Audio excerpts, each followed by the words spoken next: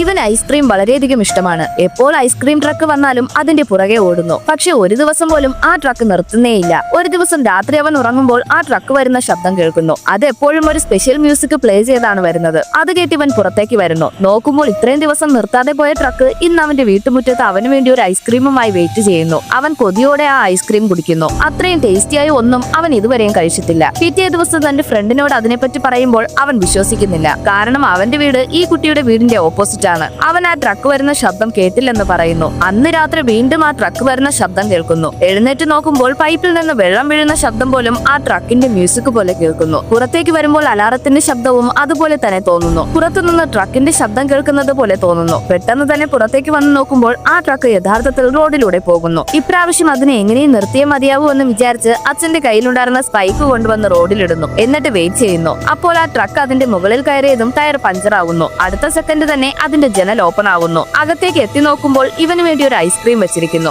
ആ ഐസ്ക്രീമിന്റെ ടേസ്റ്റ് കാരണം അവൻ ഭ്രാന്തമായ രീതിയിൽ ട്രക്കിനകത്ത് കയറി അത് എടുക്കുന്നു. അവൻ അകത്ത് കയറിയതും അതിനകത്ത് നിന്ന് ഒരാൾ പുറത്തിറങ്ങുന്നു. ആ ട്രക്കിന്റെ ടയർ തനിയെ ശരിയാവുന്നു. ഇവൻ ട്രക്കിനകത്ത് അകപ്പെടുകയും ചെയ്യുന്നു. ആക്ച്വലി ഇതൊരു അമാനുഷികമായ ട്രക്കാണ്. അതിനാവശ്യമായവരെ 15 വർഷത്തിലൊരിക്കൽ സെലക്ട് ചെയ്ത് ഓൾറെഡി അതിനകത്തുള്ളവരെ റിലീസ് ചെയ്യുന്നു. അതുകൊണ്ടാണ് ആ ട്രക്കിനെ അവന് മാത്രം കാണാൻ കഴിഞ്ഞത്.